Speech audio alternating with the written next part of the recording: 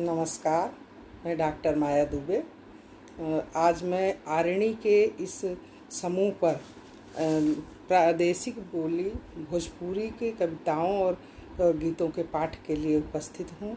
सर्वप्रथम माँ सरस्वती को नमन और डॉक्टर मीनू पांडे को बहुत ही सादर अभिनंदन, जिन्होंने कि इतना सुंदर भाषा के साथ साथ बोलियों का भी पाठ रखा है। जैसा कि हम सब जानते हैं कि ये बोलियां लोक से जुड़ी हुई हैं। ये बोलियां भारत की आत्मा हैं, भारत की मिट्टी से जुड़ी हुई हैं। बुंदेली, बघेली, निमाड़ी, हमारे अवधी, भोजपुरी, इस तरह से हम ये सारी उन्होंने एक बहुत ही बढ़िया, जैसा कि हम जानते हैं हमारे समाज में जो 16 संस्कार हैं, सारे संस्कार गुथे हुए हैं किससे, हमारे इस भाषिक संस्कृति में ही ये सारी बोलियां आती हैं। आज हम चर्चा करेंगे, हम पाठ करेंगे भोजपुरी पर। जैसा कि हम जानते हैं कि पूरा उत्तर भारत जो है, वहाँ गंगा की संस्कृति से लेकर पूरा बिहार, उत्तर प्रदेश, कुछ थोड़ा सा मध्य प्रदेश, झारखंड, बहुत जगह भोजपुरी बोली जाती है। इसलिए भोजपुरी जो है, जैसे जैसे हम बढ़ेंगे तो इसमें अपने यहाँ कहा गया है कि 4 कोस पर पानी बदले 8 कोस पर बानी। तो जैसे बदलाव उसमें भी, जैसे हमने देखा कि अवधी में बदलाव आता है, वैसे भोजपुरी में भी। बनारस जाएंगे तो अइलू, गइलू, खैलू, कहो बहनी का करत रहलू। अगर मिर्ज़ापुर जाते हैं, थोड़ा आगे बढ़ते हैं तो वहाँ थोड़ा सा ठेठ है, थोड़ा अवधी मिक्स है। करे हरे का करत आए रे। अगर उधर जाते हैं अपने बिहार में, बड़े प्रेम से रउआ का करत आनी, रउआ का। तो ये भोजपुरी में सब मिक्स है। और हम लोग तो जैसा जानते हैं कि गंगा, जमुना और यहाँ पर ताल तलैया, सारी संस्कृतियाँ मिक्स होने पर भोजपुरी में एक नया रूप हो गया। तो आज के इस गोष्ठी में हम सभी उपस्थित लोगों को बहुत बहुत नमस्कार करते हैं। डॉक्टर मीनू जी दिख रही हैं, बहुत अच्छा काम कर रहे हैं, उनका बहुत बहुत स्वागत है। और बाकी जो भी लोग हैं सबको मेरा बहुत ही प्रणाम। माँ सरस्वती को नमन। जैसा कि हम जानते हैं कि जब हम कुछ शुभारंभ करते हैं किसी भी बोली भाषा में, तो वैसे मेरी बड़ी इच्छा थी, लेकिन न तो हम अभी भोजपुरी के इतने बड़े कवि हैं और न ही मेरा गला साथ देता, लेकिन फिर भी कोशिश करेंगे, क्योंकि किसी भी लोकगीत में सुर जरूरी है। सिर्फ वैसे तो हम लोग शुरुआत कैसे करते हैं, गणपति जी से। तो हम एक गणपति जी का छोटा सा गीत शुरू करते हैं। गणपत के लागल नजरिया, गौरा कजरा लगाई दे। गणपत के लागल नजरिया, गौरा तनी कजरा लगा द। गणपत के लेके गौरा ब्रह्मलोक गईनी। गणपत के लेके गौरा ब्रह्मलोक गईनी। नारद क लागल नजरिया, अरे नारद क लागल नजरिया, तनी कजरा लगाई द। गणपत के लागल नजरिया, तनी कजरा लगाई द। गणपत के लेके गौरा बैकुंठ गईनी। गणपत के लेके गौरा बैकुंठ गईनी। शेषनाग क लग नजरिया, तनी कजरा लगाई द। गणपत के लगल नजरिया, तनी कजरा लगाई द। गणपत के लेके गौरा वृंदावन गईनी। गणपत के लेके गौरा वृंदावन गईनी। गोपियन क लागल बा नजरिया, तनी कजरा लगाई द। गणपत के लागल बा नजरिया, तनी कजरा लगाई द। नमस्कार। हमारे सिद्ध गणपत महाराज की जय। बिना गणपति के कोई भी कार्य नहीं होता। तो हमारे हर शुभ मंगल, जैसा कि हमने बताया कि ये लोक भाषाएं, लोक संस्कृतियां हमारे संस्कारों से जुड़ी हुई हैं। और इसी तरह से जैसे गणेश जी हैं, जैसे एक माँ को अपना बच्चा हमेशा बड़ा ही प्रिय लगता है, कैसा भी हो।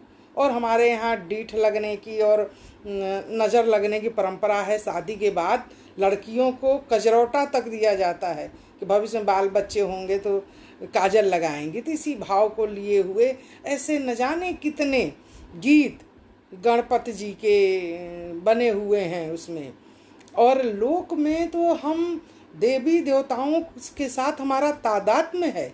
जैसा कि हम देखते हैं कि हमारे जो देवी गीत हैं, अभी इस बार तो सब सुना रहा, और देवी जी चाहेंगी तो अगले महीने अक्टूबर तक सब बढ़िया हो जाएगा। तो देवी से स्त्रियां ऐसे बात करती हैं, उन्हें अपना सुहाग, अपना ललना, अपना चीज़ें इस तरह से बातें करेंगी माँ से। तो इसी से लगा हम अपने कुछ काव्य सुनाने से पहले हम आपको भोजपुरी की थोड़ी सी, उसके लिए जो मुझे याद है, हम एक गीत प्रस्तुत करते हैं। छोटा सा देवी गीत है। अब जो स्त्रियां हैं देवी जी के लिए खूब सुंदर नीम में आंगन में करती हैं, लेकिन देवी जी चाहती हैं कि हम आंगन में ही बैठें। तो उनको बड़ा परेशान है। जैसा हम जाते हैं, उनको गुड़हल का फूल पसंद है। तो कह रहे हैं, एक गीत सुनिए। बैठे के नीम तले, बैठे के नीम तले, बैठे अंगनैया, बैठे अंगनैया, इतना बड़ा फूल कहाँ पाऊँ दुर्गा मई, इतना बड़ा फूल कहाँ पाऊँ दुर्गा मैया। सोने की थाली में जीवना बनायो, सोने की थाली में जीवना बनायो, जेवै के नीम तले, अरे जेवै के नीम तले, जेवै अंगनैया, इतना बड़ा फूल का पाऊँ दुर्गा मैया। बैठे के नीम तले, बैठे अंगनैया, इतना बड़ा फूल कहाँ पाऊँ दुर्गा मैया। इसी तरह से आप देखेंगे कि भोजपुरी, चूँकि कोई भी, चाहे बुंदेली, बघेली, वो हमारे लोक से जुड़ी है। उसमें हंसी भी है, मजाक भी है, सोहर भी है। जब बच्चे पैदा होते हैं तब जो गीत होते हैं, सोहर है।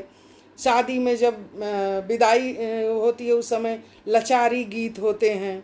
तो हमारे पूरे संस्कार में पोखर खनाई से लेकर, मुंडन से लेकर, बरुआ से लेकर सभी जगह ये गीत होते हैं।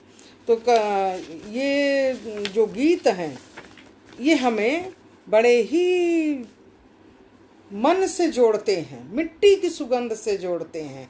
आज हम आपको एक भोजपुरी में लिखी एक हमारी कविता है जो हिंदी में थी, और बहुत ही, जैसा कि होता है कि आज के समय लड़कियों से कहा जाता, हमारे उत्तर भारत में है, एक तो शादी होती है, कहा जाता है कि देखो बेटा ये डिग्री काम की नहीं है, बल्कि ससुराल में टिकी रहोगी वो ज़्यादा अच्छा है, सास ससुर की सेवा करो। ये हमारे पुरानी परंपरा चली आ रही, जनक के समय से मैना ने भी कहा। तो एक छोटी सी कविता है, पाठक जी का पतोहू, सुनिए।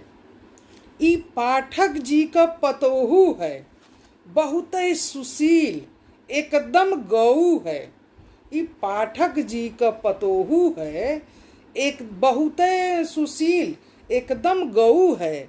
भिनु सारे से उठे ले, बड़े मन से सब घरवा बुहारे ले, सबके बदे चाय बनावे ले, सबकर नखड़ा उठावे ले। छोटका देवरवा के पराठा पसंद है, छोटकी ननदिया के मैगी बनावे ले। ई पाठक जी का पतोहू है, उ रोज मनवा का चीज खियावे ले। ससुर जी के दलिया मन भावेला, दिन भर खटके जब बाद में तनी सुस्ताले तो पति जी का मुहवा बन जाला।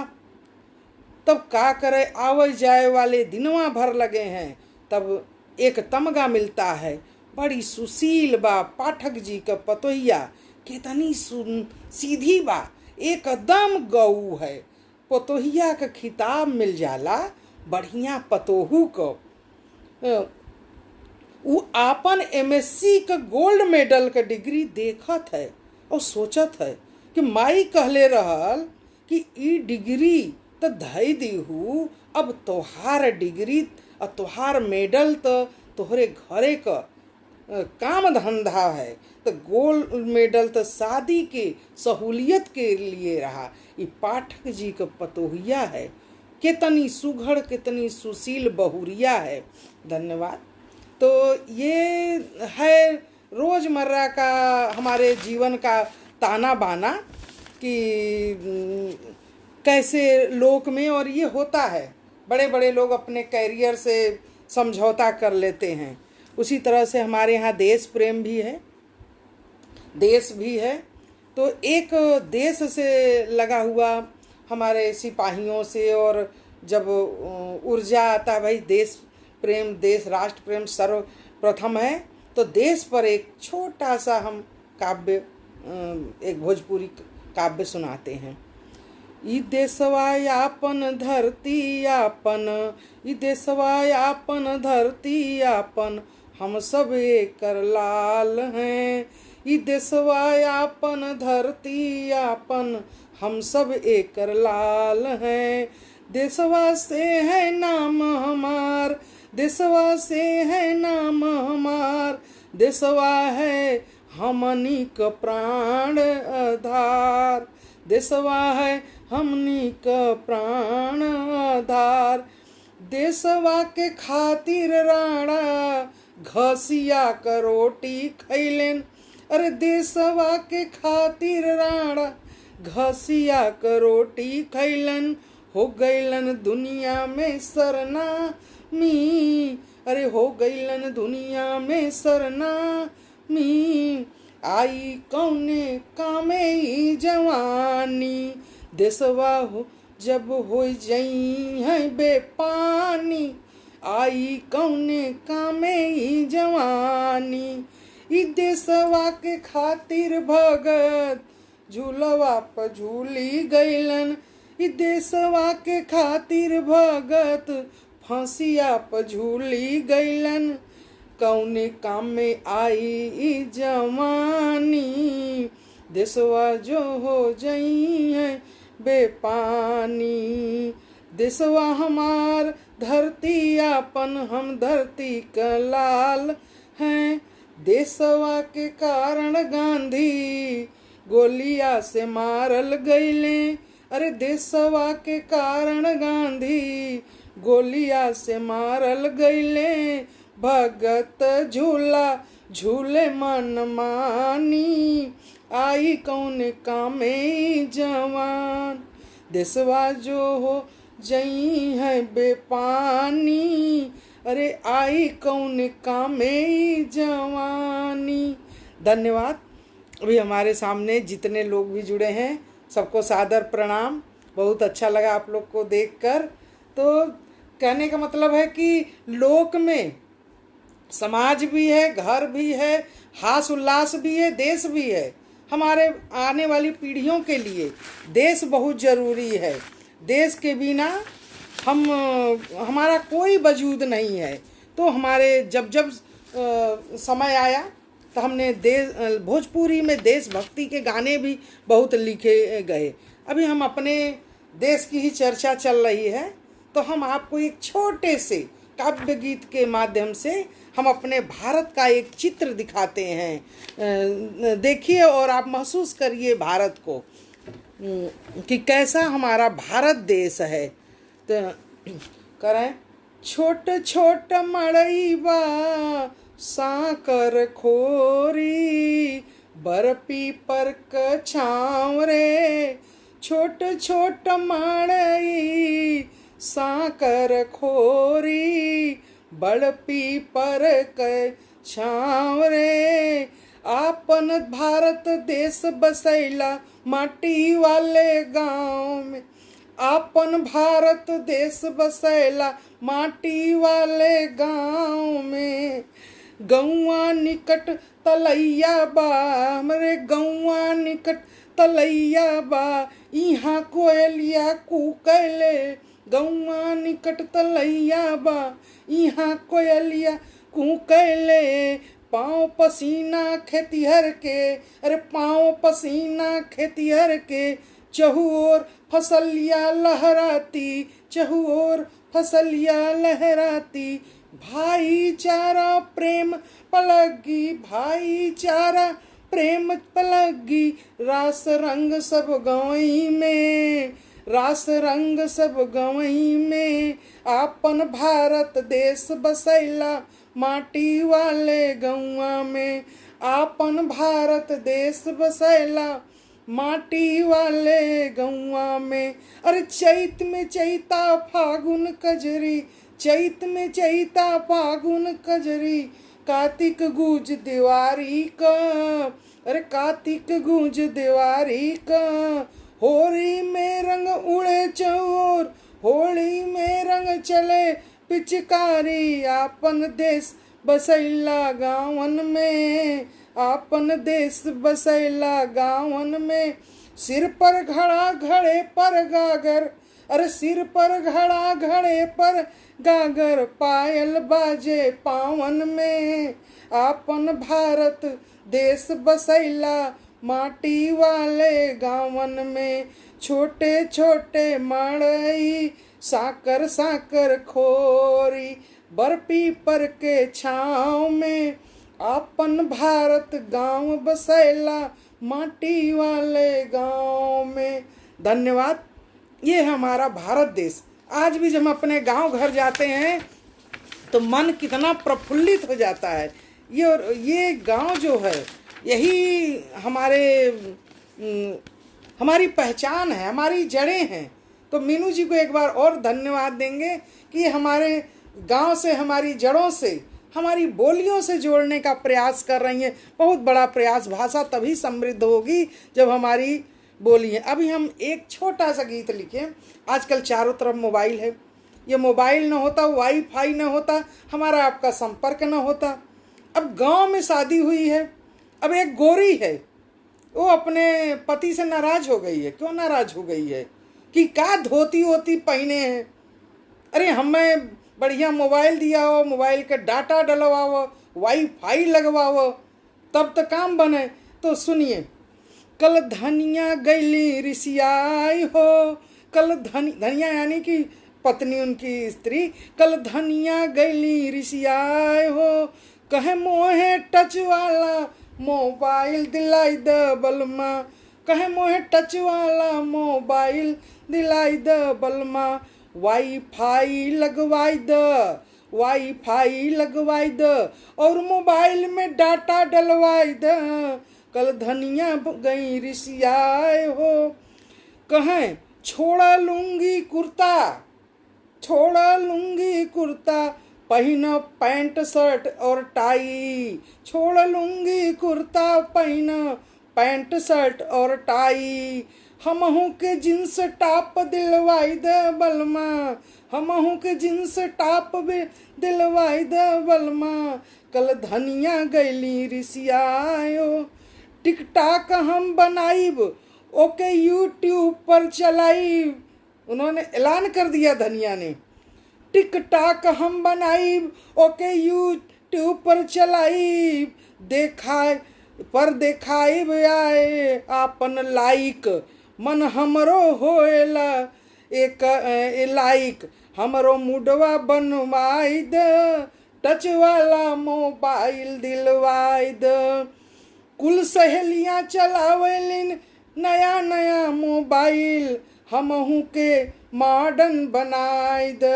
हे बलमा हमहू के मॉडर्न बनाई द। कल धनिया गैली रिसाय, कल धनिया गैली रिसाय, हमके टच वाला मोबाइल दिलवाई द। वाईफाई और मोबाइल डाटा डलवाई द। नमस्कार। आज जब माहौल है, हम आप सब अपने अपने घरों में हैं और जुड़ने का एकमात्र साधन है, तो ऐसे में किसी का गांव में भी ये मानना बहुत आवश्यक है। इसी तरह अब देखिए, लोक में हर चीज़ है, शहर गांव सब उजड़ा हुआ है। जैसा माहौल है कोरोना का, पुराना लोग सोच रहे हैं। तो कैसे सोच रहे हैं, एक काव्य कविता में सुनिए। आज कैसन भइल सहरिया बा, आज कैसन भइल सहरिया बा, कहीं कहीं अजोरिया बा, चारों ओर अनहरिया बा। आज कैसन भइल सहरिया बा, चारों ओर अंधरिया बा। सब दुबकल बा अपने घरवा में, अरे सब दुबकल बा अपने घरवा में, कैसन ई आयल कोरोना महामरिया बा, कैसन ई आयल कोरोना महामरिया बा। आज कैसन भयल सहरिया बा, कहीं कहीं अजोरिया बा, चारों ओर अनहरिया बा। ए बहिनी धोइले अपन हथवा, ए दुल्हन धोइले अपन हथवा, पहिन ल मस्कवा जिन घूमा मुहवा खोल के। ए बहिनी धोइले अपन हथवा, ए दुल्हन धोइले अपन हथवा, पहिन ल मस्कवा जिन घूमा मुहवा उघार के। बड़ी खराब बीमारिया बा, नाही आयल एकर कौनो दवैया बा, बड़ी खराब बीमारिया बा, नाही आयल एकर कौनो दवैया बा। अरे कहीं कहीं अजोरिया बा, चारों ओर अनहरिया बा। आज कैसन भइल सहरिया बा, चारों ओर छायल अनहरिया बा। लागल बा कर्फ्यू सगरी नगरिया में, लागल बा कर्फ्यू सगरी नगरिया में। उड़े चिड़ई कबूतर उड़े, अरे उड़े चिड़ई कबूतर देख, नाही निकले एको मनई सहरिया में, अरे नाही निकले एको मनई सहरिया में। भइल अंधियार चहु ओर नगरिया में, कैसन भयल सहरिया में। घरवा में रह मत निकल बहरवा, अरे घरवा मत निकल बहरवा।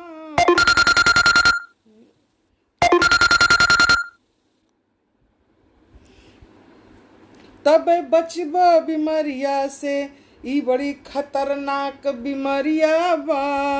आज कैसन भइल सहरिया बा, कहीं कहीं अजोरिया बा, चारों ओर अंधरिया बा। धन्यवाद।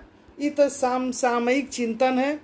गांव में भी बच्चे भी कहने लगे थे पहले कि ए माई ये कोरोना कौन त्योहार है, सरकार बड़ा छुट्टी दे दिए। तो धीरे धीरे लोग समझ गए। शुरू में तो उनको लगा कि अरे ऐसा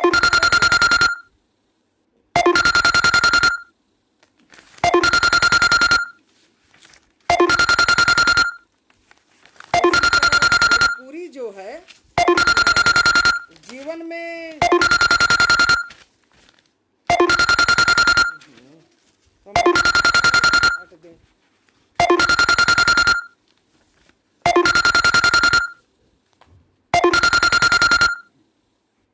अब इसी तरह जब हम आगे बढ़ते हैं,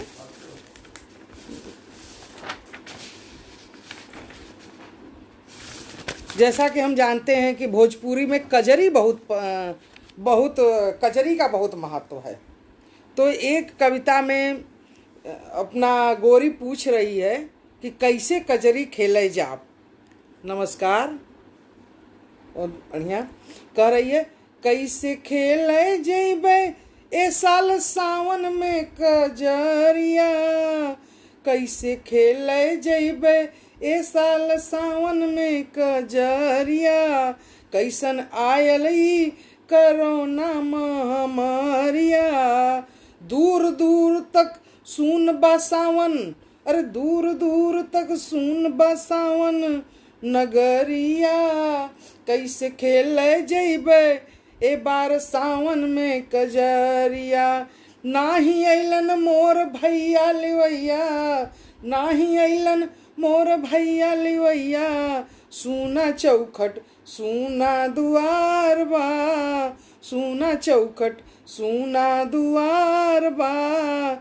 सूना बमाई क ओसरिया हो, सूना बमाई क ओसरिया हो। कैसे खेल जैबे ए साल सावन में कजरिया हो।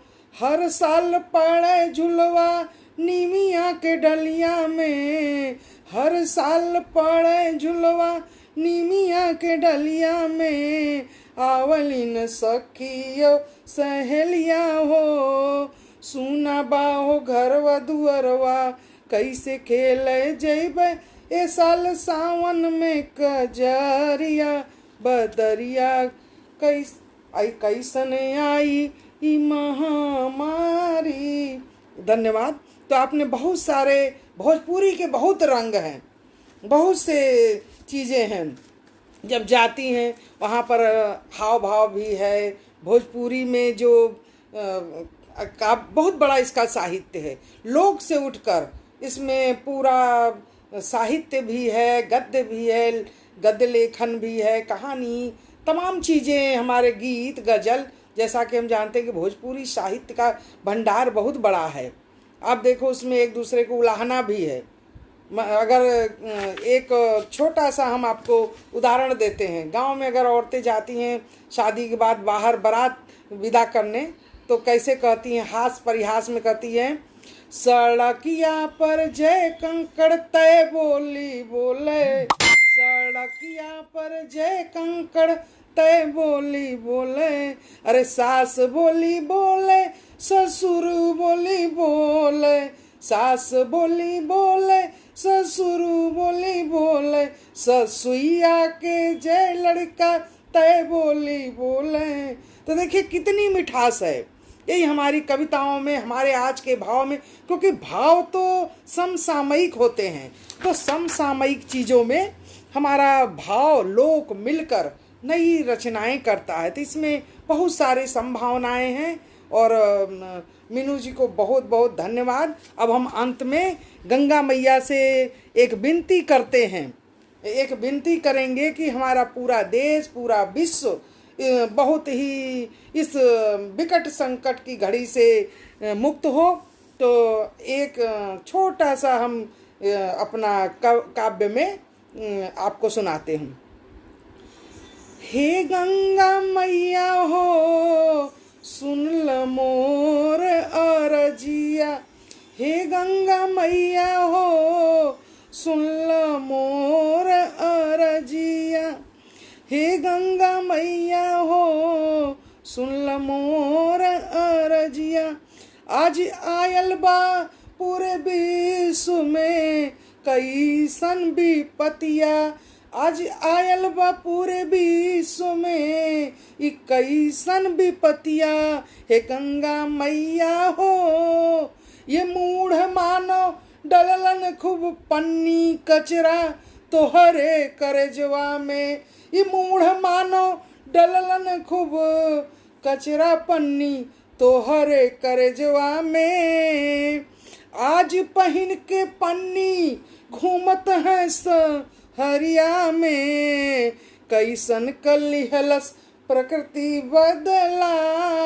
हे गंगा मैया हो अपने के बचावे के वही पन्निया में घूमत हैं, अपने के बचावे के वही पन्निया में घूमत हैं। ये कैसन लिहलस प्रकृति हमसे बदला हो, अब सुन ल हमार अरजिया हो, अब न हम डलबे कचरवा हो। ए गंगा मैया हो सुन ल सब मनुष्यन का अरजिया हो, कैद भारत के फिर से खुशहाल खुशहाल नगरिया हो। ए गंगा मैया हो सुन ल मोर अरजिया हो। माँ एक कई द भारत के खुशहाल चल जाए ई बीमारिया हो। सुन ल गंगा मैया हो। कहिया आए मानव के अब सद्बुद्धि, कहिया आए मानव के अब सद्बुद्धि। मैया के रखे के साथ डालें कचरा माला, अरे डालें कचरा माला। छाती फट गए मैया का कितना माफ करें हो। हे गंगा मैया हो सुन ल अरजिया हो। फिर से कई द खुशहाल भारत का ई धरतिया हो। जय हिंद, जय भारत। सभी को बहुत बहुत नमस्कार। वैसे हमको भोजपुरी में बहुत नहीं लिखते हैं, लेकिन जो कुछ भी मुझे लगा कि लोक की बोलियों में सबका प्रचार होना चाहिए। हम पुनः बार बार हम सभी अपने आरणी के जितने हमारे लेखक गण हैं उनको पुनः बार बार नमस्कार करते हैं। शुभ संध्या। और ऐसे ही बोली भाषा आगे बढ़ती रहे, यह मंदाकिनी बहती रहे। आपको कैसा लगा? यह मेरा प्रथम प्रयास था। आपको कैसा लगा कृपया मुझे बताइएगा। जय हिंद, जय भारत।